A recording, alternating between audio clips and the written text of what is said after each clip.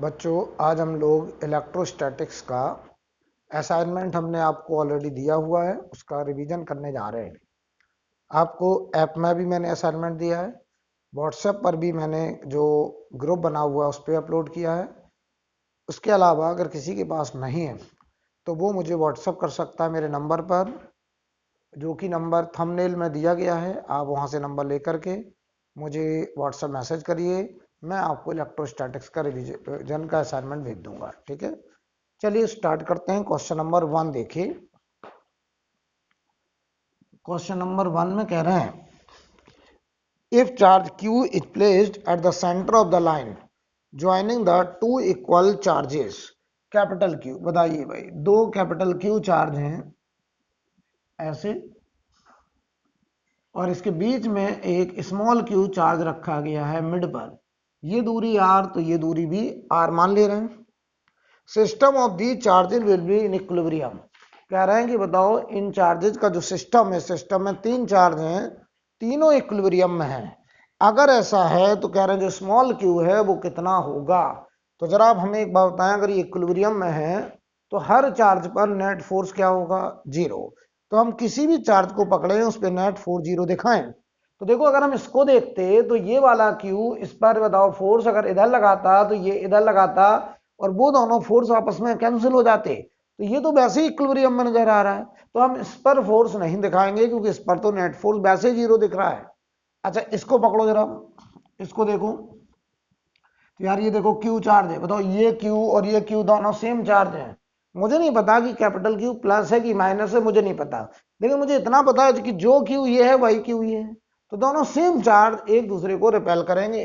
तो इधर की तरफ लग रहा होगा F1। Q ने इस Q पर F1 लगाया।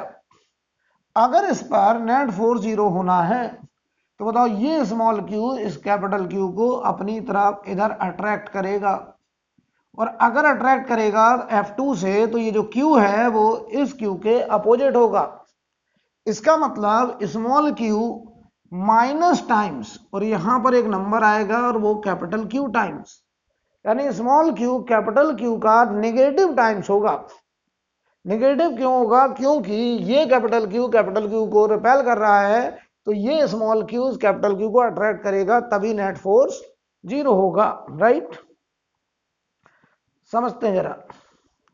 अब अगर हम बात करें यहां पर जरा बताइए F1 की वैल्यू क्या होगी। ये मैग्नीट्यूड लिख रहा हूं मैं, तो K 1/4πε0 Q into Q square upon ये बीच की दूरी है 2r का स्क्वायर। अब आओ जरा F2 बराबर F2। तो ये बताओ F2 है, इस Q ने इस Q को अट्रैक्ट करा, तो Q अपॉन R स्क्वायर। ठीक है, तो बताओ इन दोनों को अगर हम मैग्नीट्यूड को बराबर कर दें तो F1 बराबर F2 होगा न्यूमेरिकली। तो यहां से देखो KQ square upon 4R square, KQ upon R square. R square बेटा कैंसिल, K कैंसिल, एक Q कैंसिल। तो यहां से देखो स्मॉल q की वैल्यू कैपिटल Q/4, ये ख्याल रही मैग्नीट्यूड आ रहा है, साइन पहले ही तुम कह चुके अपोजिट। तो यहां पे जो आंसर में आएगा 1/4, यानी आंसर होगा Q बराबर माइनस टाइम्स Q/4। इसका मतलब स्मॉल q कैपिटल Q का अपोजिट होगा और 1/4 होगा। ठीक है। अच्छा, अगर तुम माइनस को कंसीडर पहले से ना करो तब भी आप इस सवाल को कर सकते हैं। देखो ऐसे आप कहिए कि सर कुछ ऐसी बात थी, ये कैपिटल Q था, ये एक कैपिटल Q था, और यहां पर एक स्मॉल q था, ये दूरी r, ये दूरी r। ठीक है, हमें पता करना, हमने कहा ये इक्विलिब्रियम में है। मुझे नहीं पता कि स्मॉल q कैपिटल Q का नेगेटिव है, मुझे कुछ नहीं पता है। अब मुझे विद साइन आंसर चाहिए, तो हम क्या करेंगे, कैपिटल Q को इधर रिपेल करेगा ऐसे, इसे हमने नाम दिया F1। ये स्मॉल q कैपिटल Q को मैंने रिपेल मान लिया F2 से। मैंने मान लिया कि दोनों ही रिपेल कर रहे हैं, मैंने सबको सेम साइन का मानते हुए किया। अगर अपोजिट होगा तो वो अपोजिट अपने आप निकल के आएगा, हमें बाद में पता चलेगा। तो बताओ भाई हम क्या करें, F1 प्लस F2 बराबर 0 हो जाए। F1 F2 का वेक्टर एडिशन 0 हो जाए। तो बताओ F1 की वैल्यू क्या होगी, इसने इसको रिपेल करा तो k Q square upon 2r का square plus k Q Q Q Q upon r square बराबर 0। तो यहां से देखो जरा, k पूरे से खत्म, एक क्यू खत्म, तो q by 4 plus small q equal to 0। तो यहां से देखो small q minus q by 4 आ गया। तो अगर तुम ऐसे करोगे तो आंसर फिर विद साइन अपने आप आएगा, लेकिन जब इतना सब पढ़ लेते हैं तो हमें पहले से आइडिया लग जाता है कि ये सेम साइन के होंगे या अपोजिट साइन के होंगे, राइट। नोट करें क्वेश्चन नंबर 2 देखिए।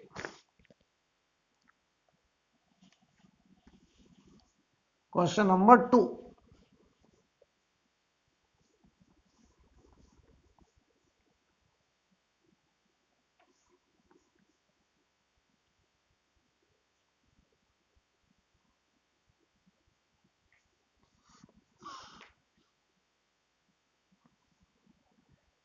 क्वेश्चन नंबर 2 में कह रहे हैं, सवाल पढ़ लो बच्चों।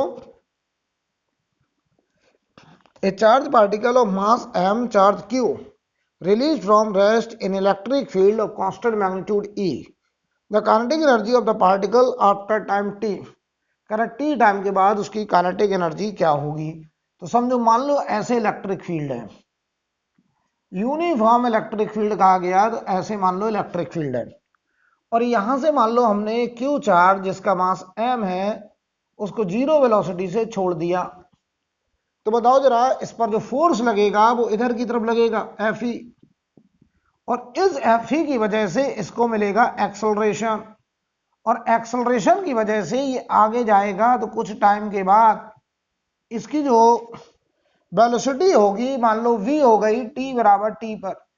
जबकि याद करो यहां से जब शुरू हुआ था तो वेलोसिटी 0 थी। तो पहले हम ये पता करें कि t टाइम में इसकी क्या वेलोसिटी होगी। तो बताओ जरा, यहां पर जो एक्सेलरेशन आएगा वो होगा एफ ई अपॉन एम, और एफ ई हो जाएगा क्यू ई अपॉन एम। तो वेलोसिटी बताओ टी टाइम के बाद u प्लस ए टी लगा दिया, क्योंकि एक्सेलरेशन कांस्टेंट है, u हो गया बेटा 0। तो वेलोसिटी देखो टी टाइम के बाद हो गया q E upon m into t, ये हो गई velocity after time t second. हमें पूछा है टी टाइम के बाद उसकी काइनेटिक एनर्जी। तो बताओ काइनेटिक एनर्जी को हम क्या लिखेंगे, टी टाइम के बाद kinetic energy half m v square. तो ये बताओ बेटा, हाफ एम वी स्क्वायर, तो ये हो जाएगा q E upon m into t का स्क्वायर। तो ये हो जाएगा, देखो एक एम कट जाएगा तो half q square E square upon m into t square, ये बनेगा काइनेटिक एनर्जी। देख लीजिए भाई, क्वेश्चन नंबर 3 देखते हैं। क्वेश्चन नंबर 3,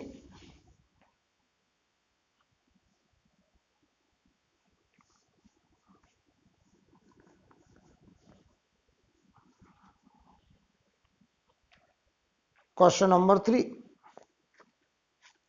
सवाल पढ़ लीजिए आप लोग। कह रहे हैं, there are two charge identical metallic sphere A and B repel each other with a force 3 into 10 to the power minus 5 Newton. Identical charge sphere है, ठीक है, और वो एक दूसरे को रिपेल कर रहे हैं, कितने फोर्स से, 3 into 10 to the power minus 5। बताओ मेटल है तो इन पर चार्ज सरफेस पर होगा, मेटल का मतलब हुआ कंडक्टर, अगर ये कंडक्टर है तो चार्ज कहाँ होगा, सरफेस पर। कंडक्टिंग मटेरियल के अंदर कोई चार्ज नहीं होता है, ठीक है। तो बताओ दोनों पर बराबर चार्ज है, तो अगर ये क्यू चार्ज ये क्यू चार्ज, ठीक है, और इनके बीच की दूरी हमने r मान ली, तो इनके बीच में जो फोर्स लग रहा होगा वो लग रहा होगा k 1/4πε0 क्यू स्क्वायर अपॉन, ये बीच की दूरी r को चलो हम d बोल दे रहे हैं, तो मेरे रेडियस ना लगे इसलिए d कर दिया, ठीक है। अनदर आइडेंटिकल अनचार्ज स्फीयर, अब हम तीसरा स्फीयर C, आइडेंटिकल का मतलब सेम साइज का, सेम रेडियस का लेकर के आ रहे हैं। टच्ड विद ए के साथ उसको टच करने जा रहे हैं और फिर प्लेस्ड करेंगे मिड पॉइंट पर, ए और बी के मिड पॉइंट पर। तो कह रहे नेट फोर्स ऑन सी बताइए। तो ध्यान दो बेटा, हमने अगर उसको ए से टच कराया तो बताओ इस पर चार्ज कितना है, क्यू चार्ज। ध्यान से देखिएगा, इस पर चार्ज है क्यू और हमने दूसरे को इससे टच कराया। टच कराने का मतलब होता है इंटरकनेक्शन, और इस पर चार्ज है 0, लेकिन दोनों का साइज है बराबर। तो याद करो, मैंने तुम्हें सिखाया था कि दो कंडक्टर अगर R1 R2 रेडियस के हैं और उन पर हम आपस में इंटरकनेक्ट कर दें, टच करा दें, तो चार्ज का बंटवारा उनकी रेडियस के रेशियो में होता है। लेकिन इस सवाल में बताइए जो रेडियस है बराबर है तो चार्ज भी बराबर बराबर। तो पता क्या होगा, जब इनको टच कराओगे तो जो ए होगा उसकी सरफेस पे चार्ज QY2 बचेगा। क्यों QY2 हो गया? क्योंकि रेडियस बराबर है तो चार्ज भी बराबर बराबर। तो टोटल चार्ज देखो मिला के Q था, तो Q को बराबर बराबर QY2 बटना होगा। और ये जो C होगा, ये C है, ये A है, इस पर भी चार्ज QY2 ही आ गया। ऐसे आधा आधा चार्ज बताइए बट गया। ठीक है, अब देखना जरा। अब अगर हम आपसे कहें, अब कह रहे हैं जो हम तीसरा सी स्फीयर लाए थे वो हमने ए और बी के बीच में रख दिया। ठीक है, तो नेट फोर्स ऑन सी हमसे पूछ रहे हैं। तो कह रहे हैं जो सी स्फीयर है उस पर आप नेट फोर्स बताइए कितना होगा। राइट। अच्छा ये ध्यान दो, ये जो एफ की वैल्यू थी पहले इनके बीच में वो दी गई है 3 इंटू 10⁻⁻5 न्यूटन। अब देखना, ये हमारा ए है, इस पे सरफेस पे चार्ज QY2, यहां से R/2 पर C है, इस पे चार्ज QY2, यहां से R/2 पर B है, इस पे चार्ज है Q। अब C पर हमें नया फोर्स निकालना बेटा।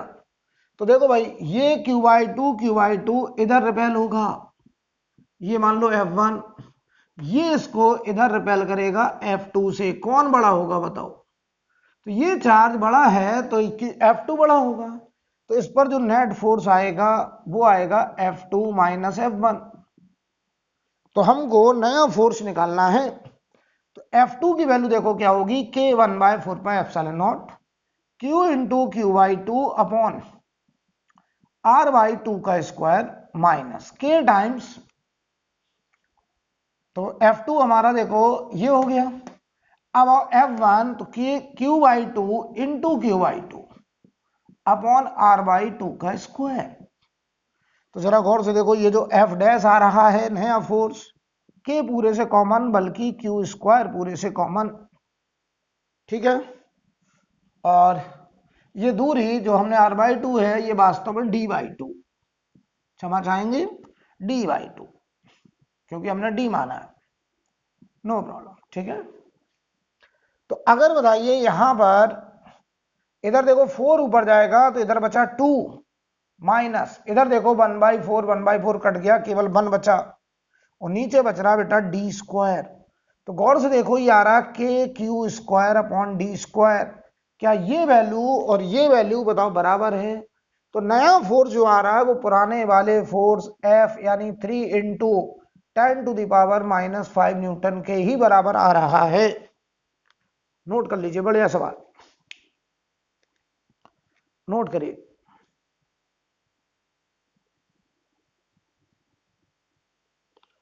ठीक है, क्वेश्चन नंबर 4 पढ़ेंगे, इसे आप लोग नोट कर लें।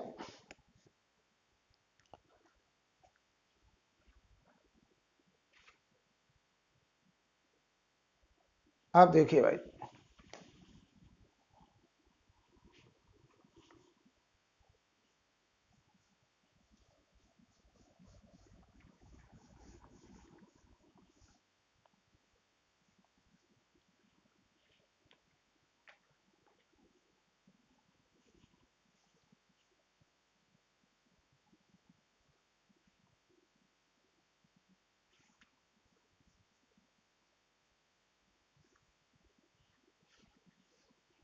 क्वेश्चन नंबर 4 में कह रहे हैं two small conducting sphere of equal radii have the charge, दोनों की रेडियस बराबर है, इस पे जो चार्ज है वो है Q1 प्लस का 10 माइक्रो कूलम। इनको d डिस्टेंस पर और दूसरा जो है उसकी भी रेडियस r है, लेकिन इस पे जो चार्ज है वो है -20 माइक्रो कूलम। इनके बीच में जो फोर्स लग रहा है वो F1, बताओ F1 कितना होगा? 1/4πε0 को K बोला, Q1 Q2 10 इंटू 20, मैग्नीट्यूड लिख रहा हूं नीचे r स्क्वायर की जगह d स्क्वायर, और डायरेक्शन बताओ, ये अट्रैक्शन है, ये अट्रैक्शन, ध्यान देना,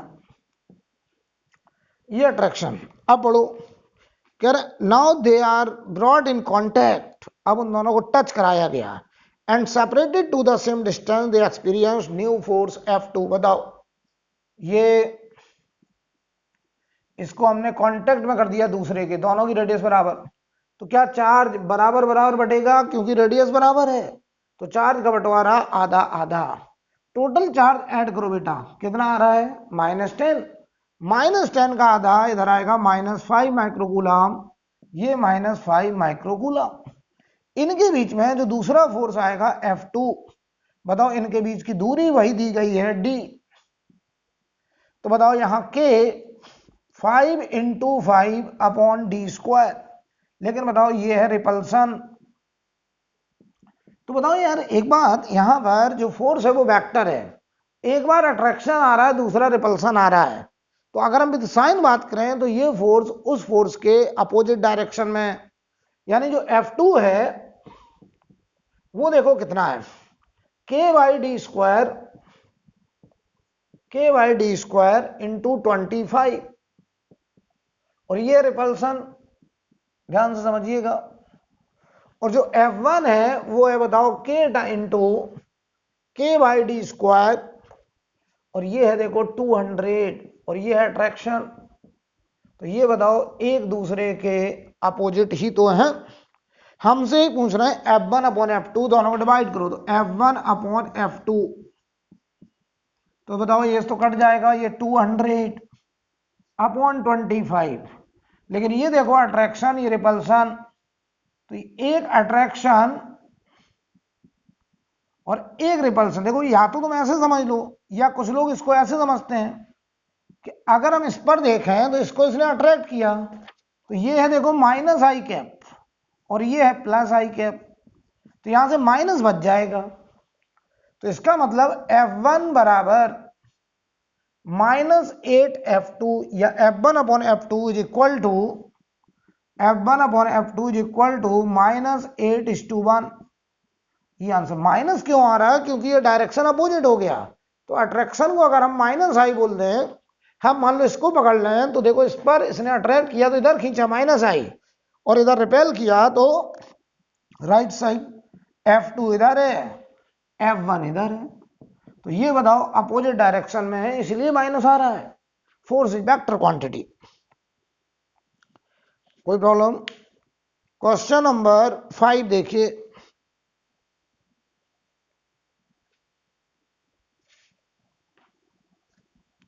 नोट करें।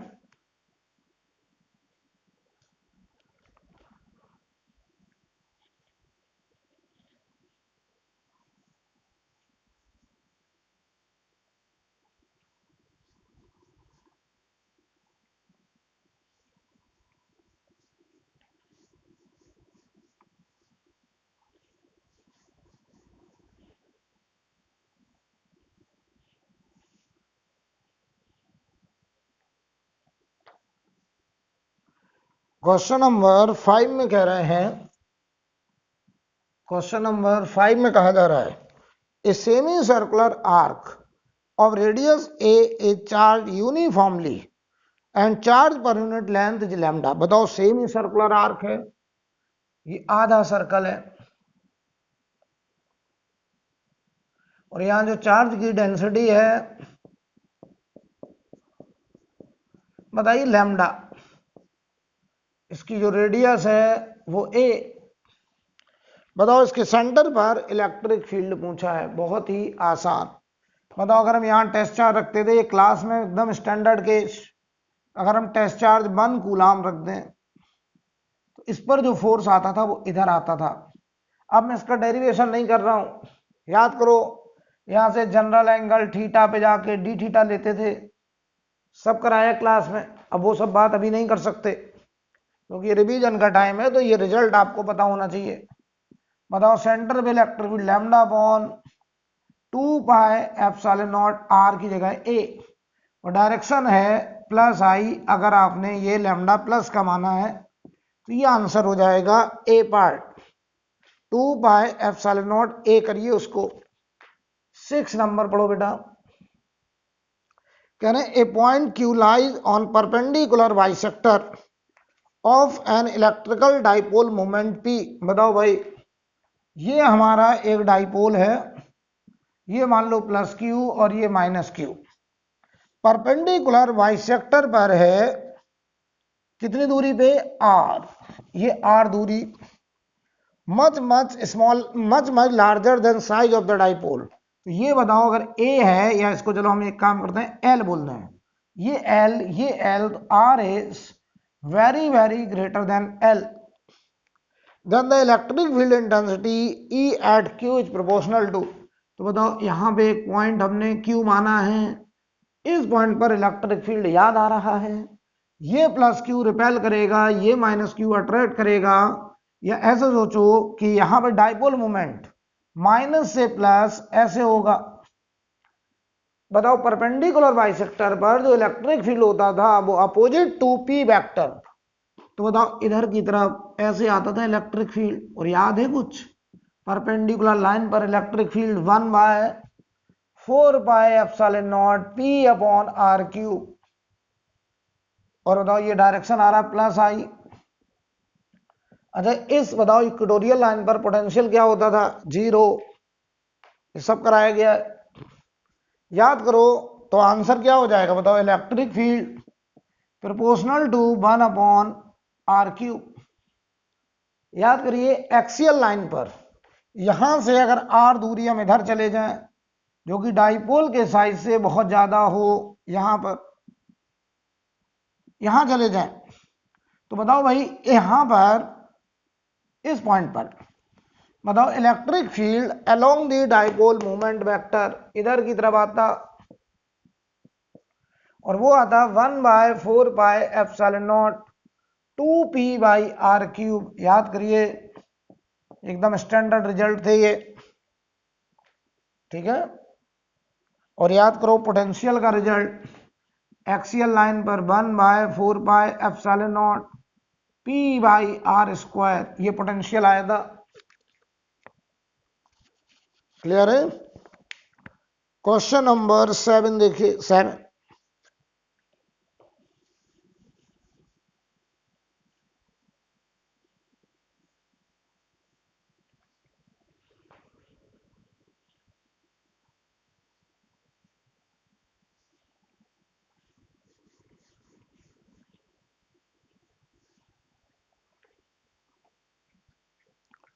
7 नंबर में कहा जा रहा है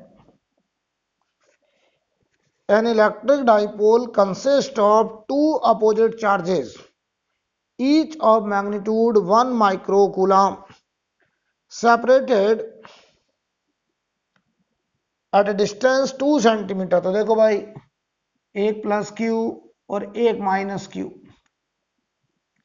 इनके बीच का ये डिस्टेंस दिया गया है 2 सेंटीमीटर, और जो Q है वो दिया गया है 1 माइक्रोकूलम, और इसको जिस फील्ड में रखा गया है बताओ उस इलेक्ट्रिक फील्ड की वैल्यू है 10⁵ न्यूटन पर कूलम।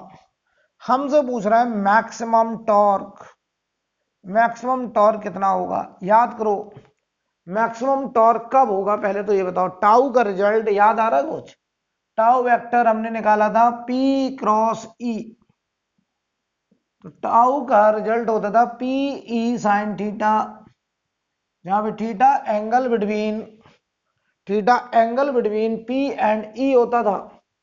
तो बताओ मैक्सिमम ये कब होगा, जब हमारा थीटा 90 होगा और ये टाउ मैक्स की वैल्यू उस समय P इंटू ई के बराबर आएगी। टाउ मैक्सिमम P के बराबर आएगा, वो कब आएगा, जब थीटा 90 हो जाएगा। तो अब समझो इसका मतलब थीटा 90 करिए तो देखो इलेक्ट्रिक फील्ड अगर ऐसे है, ऐसे इलेक्ट्रिक फील्ड, तो डाइपोल मूवमेंट जब ऐसे होगा, डाइपोल मूवमेंट की डायरेक्शन होती है माइनस से प्लस, तो ये माइनस क्यू और इधर प्लस क्यू। तो ये बताओ डाइपोल मूवमेंट ऐसे आ गया। अब देखो P और E 90 डिग्री पर है, तो टाउ मैक्सिमम मैं लिखने चला P इंटू ई आएगा ओनली, साइन 91 हो गया। तो वैल्यू रख दो जरा P की वैल्यू, P हो जाएगा Q इंटू एल इंटू ई। तो Q देखो 1 इंटू 10⁻⁻6 माइक्रो कूलाम है, कूलाम में कन्वर्ट किया। L की वैल्यू, L है 2 सेंटीमीटर, तो 2 इंटू 10⁻², और इलेक्ट्रिक फील्ड है 10⁵। तो गौर से देखो ये 2 इंटू 10⁻³ न्यूटन मीटर आ रहा है, न्यूटन मीटर आ रहा है। ठीक है। क्वेश्चन नंबर 8 बहुत ही आसान है, मुझे लगता है सबने कर लिया होगा।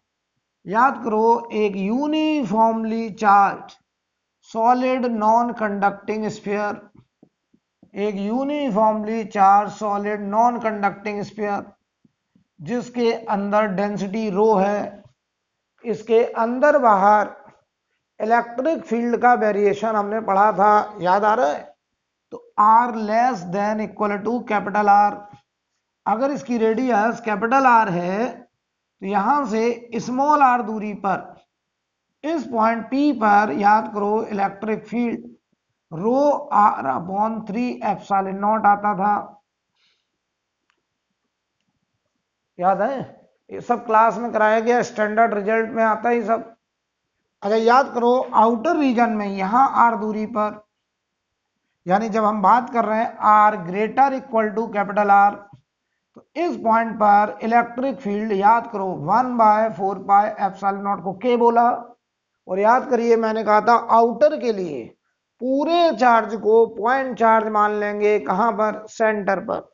यानी यहां से अगर हम एक गॉसियन सरफेस पास करें स्फेरिकल, तो इस गॉसियन सरफेस के लिए ये पूरा चार्ज एक पॉइंट चार्ज होगा, कहां पर, सेंटर पर। तो समझिए जरा, अगर मैं तुमसे कहूं कि इस आउटर पॉइंट पर इलेक्ट्रिक फील्ड की क्या वैल्यू होगी, यहां पर क्या वैल्यू होगी, तो ये वैल्यू आएगी इस पॉइंट ए पर। तो यहां इलेक्ट्रिक फील्ड आएगा 1/4πε0 के Q टोटल अपॉन R²। और डायरेक्शन तो बताइए रेडियली आउटवर्ड, रेडियली आउटवर्ड, क्योंकि ये पॉजिटिव चार्ज है तो यहां रखे टेस्ट चार्ज को रिपेल करेगा, तो रेडियली आउटवर्ड। याद आ रहा है। इसके लिए अगर हम E वर्सेस R ग्राफ बनाते थे, E वर्सेस R ग्राफ बना दे रहे हैं यहां पे देखो, तो ये 0 से कैपिटल R तक लीनियरली बढ़ता था और यहां सरफेस पर फील्ड मैक्सिमम होता था, और वो होता था रो कैपिटल R/3ε0, और इसके बाद ये प्रोपोर्शनल टू 1/R² जाता था और ये प्रोपोर्शनल टू R होता था। याद आ रहा है। अच्छा याद करो इसके अंदर बाहर पोटेंशियल का भी हमने ग्राफ बनाया था, इसके अंदर बाहर पोटेंशियल का भी हमने ग्राफ बनाया था। याद करो सॉलिड नॉन कंडक्टिंग स्फीयर में सेंटर का पोटेंशियल 3/2 ऑफ सरफेस पोटेंशियल, तो सेंटर का पोटेंशियल होता था 3/2 1/4πε0 Q टोटल अपॉन R। ये पोटेंशियल होता था सेंटर का, जो कि सबसे ज्यादा होता था। अगर हम इनसाइड रीजन में वेरिएशन देखते थे तो बताओ, याद करो, यहां से अगर हम स्मॉल आर दूरी पे यहां मान लें एक पॉइंट, ये पॉइंट हो गया सेंटर, यहां का पोटेंशियल हमें पता है, तो इतना एरिया देखो, यहां इलेक्ट्रिक फील्ड प्लस है तो रेडियली आउटवर्ड ऐसे है, तो सेंटर का पोटेंशियल ज्यादा minus V R equal to, तो this potential minus this point potential, तो बताओ V centre minus V R equal to area, E versus are graph का एरिया देता था पोटेंशियल डिफरेंस, तो high potential minus low potential, और ये area देखो यहां की फील्ड, इस जगह की field rho small are upon 3 epsilon naught, समझ पा रहे हैं? देखो कैसे ये वाली जो फील्ड होगी स्मॉल आर दूरी पे ही होगी, rho small are upon 3 epsilon naught, और ये वाली जो फील्ड थी वो थी rho capital R upon 3 epsilon naught, तो बताओ इतना एरिया हाफ बेस हुआ स्मॉल आर, हाइट हुआ rho R upon 3 epsilon naught, centre का पोटेंशियल है 3/2 into 1/4 pi epsilon naught, Q total को लिख दो rho into 4/3 pi R cube upon R, minus V R बराबर हुआ rho R square upon 6 epsilon naught. तो ध्यान से देखो यहां बहुत कुछ कट रहा है, 3 से ये 3, 4 पाई से 4 पाई आर स्क्वायर, तो rho R square upon 2 epsilon naught minus V R बराबर हो गया rho R square upon 6 epsilon not.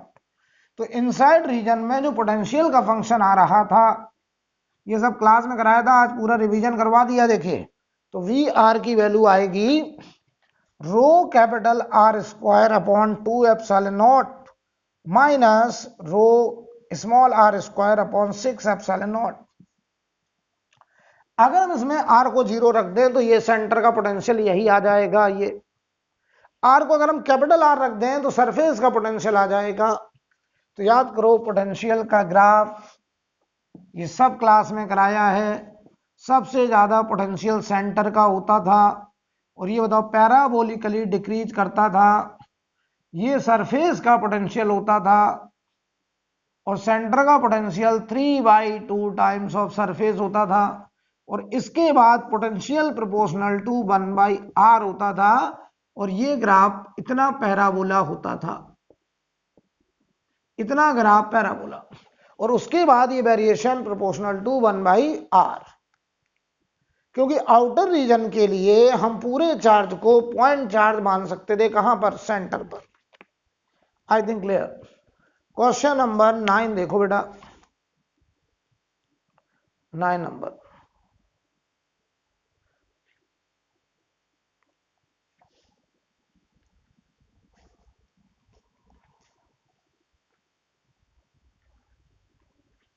हटाएं इसको। अब देखो भाई 9 नंबर,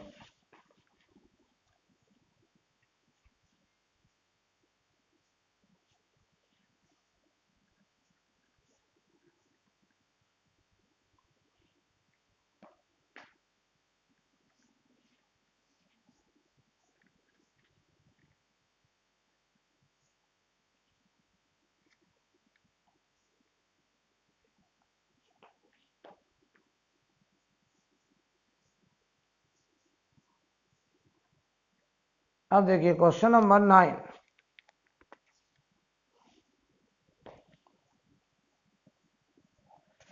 नंबर में आइए, कह रहे a spherical charge conductor has sigma as the surface density of charge, the electric field on its surface is E.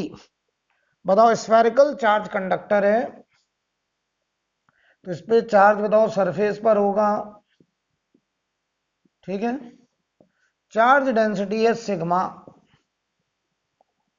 Electric field on its surface is E, तो यहां हमने बताओ आर रेडियस मान ली, तो इसके सरफेस पर इलेक्ट्रिक फील्ड होगा 1/4 pi epsilon naught q by capital are square, तो 1/4 पाई एप्सिलॉन नॉट, क्यू की वैल्यू होगी sigma into 4 pi are square upon r square, r square से आर स्क्वायर गया, 4 पाई से 4 पाई गया, आंसर है सिग्मा अपॉन एप्सिलॉन नॉट।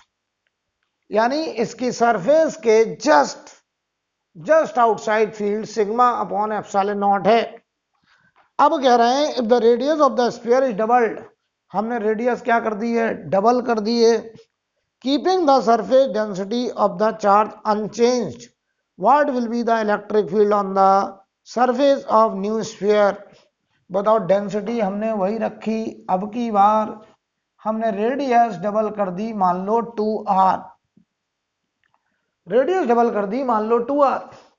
तो कह रहे हैं बताओ अब इलेक्ट्रिक फील्ड इंटेंसिटी क्या होगी, सिग्मा वही है, डेंसिटी नहीं बदला बेटा, डेंसिटी वही है, बस रेडियस डबल कर दी। तो कह रहे हैं सरफेस पर नया फील्ड, तो नया फील्ड हमने ई डैश मान लिया, तो ई डैश देखो क्या होगा, 1/4πε0 Q total Q dash upon 2r का होल स्क्वायर।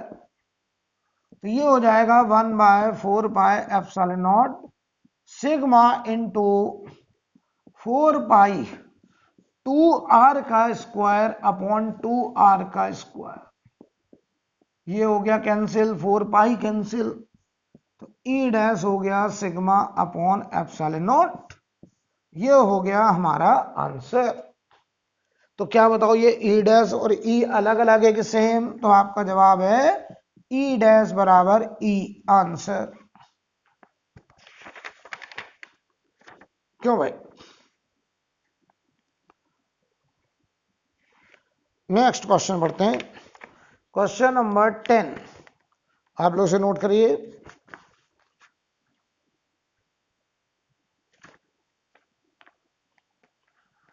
टेन नंबर देखिए,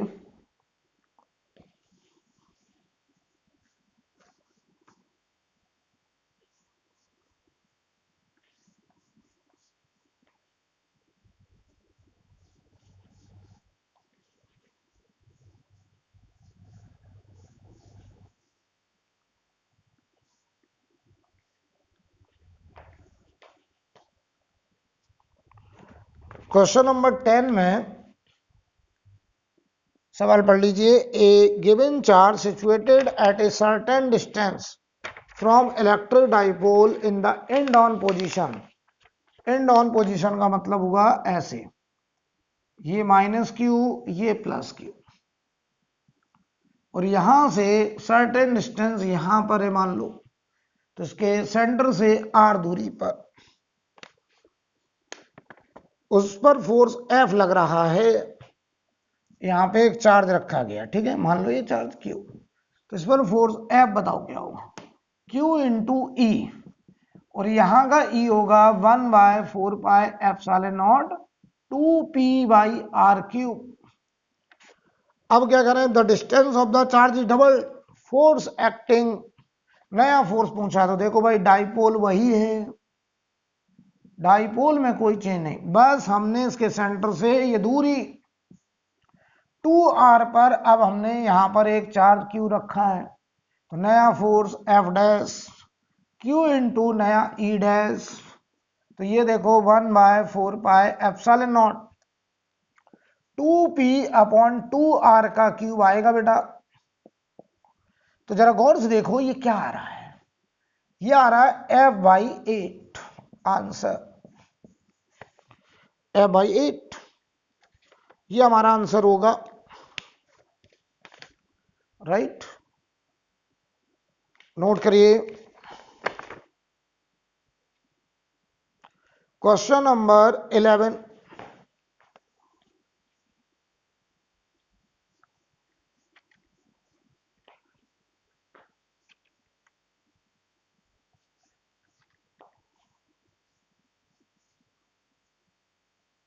हालांकि मुझे लगता है 11 आपने कर लिया होगा, बहुत आसान सवाल है।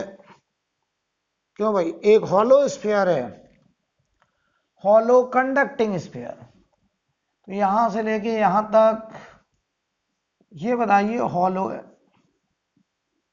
चार्ज इसकी सरफेस पर होगा ऐसे, चार्ज ऐसे सरफेस पर है, मान लो क्यू चार्ज। कह रहे हैं बताओ electric field versus are graph बताइए। तो पहले बताओ r less than capital r के लिए हम यहाँ से स्मॉल आर पर जाएं और यहाँ कहीं से भी गॉसियन सरफेस पास करें, इनक्लोज चार्ज 0, तो इलेक्ट्रिक फील्ड 0 आती थी। आउटर रीजन में यहाँ कहीं चले जाए तो ऐसा लगता था जैसे पूरा चार्ज एक पॉइंट चार्ज सेंटर पर। आर ग्रेटर आर के लिए ई बराबर 1/4πε0 Q/r²। तो ये ग्राफ जरा बताइए, अगर हम ई वर्सेस आर का बनाएं तो बताओ 0 से कैपिटल आर तक फील्ड 0, इसके बाद अचानक से ग्राफ जंप करता था डिसकंटिन्यूअस, और उसके बाद ये प्रोपोर्शनल टू 1/r², और ये वैल्यू टेंडिंग टू k का मतलब 1/4πε0 Q/R²। ठीक है। क्वेश्चन नंबर 12 देखिए। 12 नंबर हमसे कह रहे हैं 2 point charges of +2 microcoulomb and +6 microcoulomb repel each other with a force of 12 Newton. बताओ भाई, एक चार्ज है +2 माइक्रोकूलम और एक चार्ज है +6 माइक्रोकूलम, और ये एक दूसरे को रिपेल कर रहे हैं। इनके बीच में फोर्स है 12 न्यूटन। तो K 1/4πε0 2 × 6 अपॉन r², और ये रिपल्सन है बेटा। तो रिपल्सन है तो मान लो हम इस पे देखें तो रिपल्सन मान लो राइट साइड, तो ये +i लिख दे रहा हूं मैं इसको, या मैं इसको रिपल्सन बोल दे रहा हूं सीधा, नो प्रॉब्लम। ठीक, अब आइए तो बताओ, अब कह रहे हैं if each of the given additional charge -4, हमने दोनों को -4 माइक्रोकूलम चार्ज एडिशन दिया, तो इसको -4 मिला तो ये हो गया -2 माइक्रोकूलम, इसको -4 मिला तो ये हो गया +2 माइक्रोकूलम। अब बताओ, ये एक दूसरे को अट्रैक्ट करेंगे, तो नया force F' K × 2 × 2 upon r², लेकिन अब ये अट्रैक्शन। तो जरा एक बात बताओ, अगर इसे प्लस मानेंगे तो ये माइनस का हो जाएगा, यानी नया फोर्स F' अपॉन F। बताओ चलो, तो रिपल्सन +i तो ये -i डिवाइड होके माइनस, इधर 12 और यहाँ सॉरी ये 4, इधर 12, तो 4/12। तो यहां से बताओ F' माइनस का F/3, और पहली बार में जो फोर्स था F, इसे 12 न्यूटन कहा गया है, तो आंसर होगा -12/3 -4 न्यूटन आंसर हो जाएगा। क्लियर? कोई डाउट? अब देखिए क्वेश्चन नंबर 13।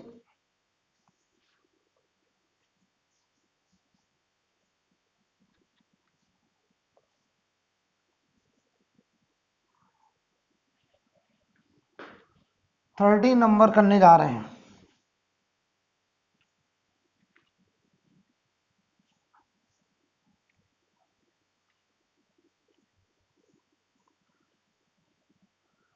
नंबर क्वेश्चन देख लीजिए। सवाल में कह रहे हैं 3 concentric spherical cell have radii A, B and C, जहां पर C सबसे बड़ा है, A सबसे छोटा। Surface density sigma minus sigma and plus sigma, density सुन लो sigma minus sigma and sigma. VA, VB, VC denote the potential of the 3 shell, then C = A + B दिया गया है। देन वी हैव, ध्यान दीजिए, 3 concentric cell, ये एक A cell, ये B सेल और ये C सेल। यहां डेंसिटी सिग्मा या माइनस सिग्मा या फिर सिग्मा। इसकी रेडियस है A, इसकी रेडियस है B और इसकी रेडियस है C, और C बराबर A + B आपको बोला गया है, क्वेश्चन में दिया गया है। तो आपसे कह रहे हैं कि बताइए इनके पोटेंशियल का क्या रिलेशन होगा।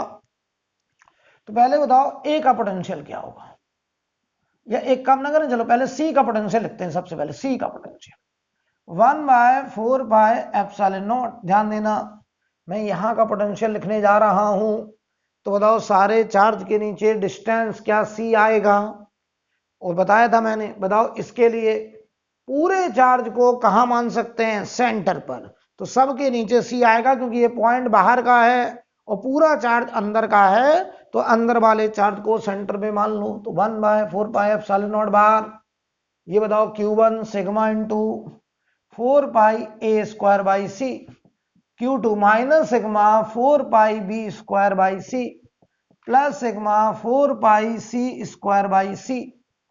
तो यहां से गौर से देखो, तो potential of C sigma 4π cut रहा है, तो सिग्मा अपॉन ε0 बाहर, इधर बचा a²/c b²/c प्लस c। देख लो, तो पोटेंशियल ऑफ C आ गया सिग्मा अपॉन ε0, ये बना a minus b a plus b upon C, और ये प्लस C। तो ध्यान दो C की वैल्यू a प्लस बी है, तो ये C देखो a² माइनस b² को मैंने a minus b into a plus b लिखा, तो a प्लस बी से ये C कट गया, तो पोटेंशियल ऑफ C आ गया sigma upon ε0 a minus B plus C, ये आ गया पोटेंशियल ऑफ सेल C। अब हम लिखने चले potential of shell A and B। यहां देखिए पोटेंशियल ऑफ A, तो A का मतलब यहां का पोटेंशियल समझो, यहां का, यहां के पोटेंशियल के लिए आप लिखेंगे 1/4πε0 Q1 sigma 4πa² upon A minus sigma 4πv²/b और प्लस सिग्मा 4πc²/c। हम A का पोटेंशियल लिख रहे हैं, तो देखो भाई A के पोटेंशियल में जब लिखोगे तो this Q1 upon A, Q2 upon B और Q3 अपॉन C लिखा जाएगा। ठीक है, तो बताओ भाई पोटेंशियल ऑफ A 4π कट रहा है सिग्मा अपॉन ε0, ये आ रहा A minus B plus C। क्या ये इसके बराबर लिखा है? यस। तो एक बात तो तय हो गया कि BC बराबर VA होगा। बोलिए, यहां के पोटेंशियल देखो QA लिखा गया, Q2B लिखा गया, क्यों? क्योंकि ये वाले चार्ज के लिए पॉइंट अंदर का है, तो इसकी वजह से हम यहां का पोटेंशियल लिखेंगे तो हम लिखेंगे सेंटर का, यानी चार्ज बाहर का पॉइंट अंदर है, तो बाहर वाले चार्ज के लिए अंदर हर जगह पोटेंशियल बराबर, तो कहीं का भी पूछा जाए सेंटर का लिखते थे, बताया था। खैर, अब आओ B का पोटेंशियल, तो 1/4πε0 यहां का पोटेंशियल मैं लिखने जा रहा हूं, तो Q sigma 4πa² upon A, sorry B यहां का लिख रहा हूं, यहां Q2 minus sigma 4πb²/b plus sigma 4πc²/c, ये लिखा जाएगा। तो यहां से बताओ पोटेंशियल ऑफ B सिग्मा, बाहर 4π कट गया तो सिग्मा अपॉन ε0, अंदर बच रहा है a²/b माइनस b और प्लस c। देख लो बेटा, ठीक है, कोई दिक्कत है क्या? ये देखो इतना टर्म तो सेम आ रहा है, ये देखो इतना टर्म सेम है, लेकिन बताओ यहां पर a तब होता जब b बराबर a होता, और b बराबर a तो है नहीं, तो बताओ ये पोटेंशियल B का जो आ रहा है वो C के बराबर नहीं होगा। इसका मतलब आंसर होगा BC बराबर VA not equal to VB, ये आंसर हो जाएगा, सेकंड पार्ट आंसर हो जाएगा बेटा, नोट कर लीजिए। इसके आगे जो है हम लोग अगली क्लास में आराम आराम से करते जाएंगे, ठीक है, आप अपना रिवीजन करते रहें। फ्लूइड मैकेनिक्स के सारे लेक्चर देख लीजिए, जैसे ही फ्लूइड खत्म होगा तुरंत मैं सेमीकंडक्टर स्टार्ट करूंगा, तो आप एकदम कनेक्टेड रहें। ओके बेटा, बाय।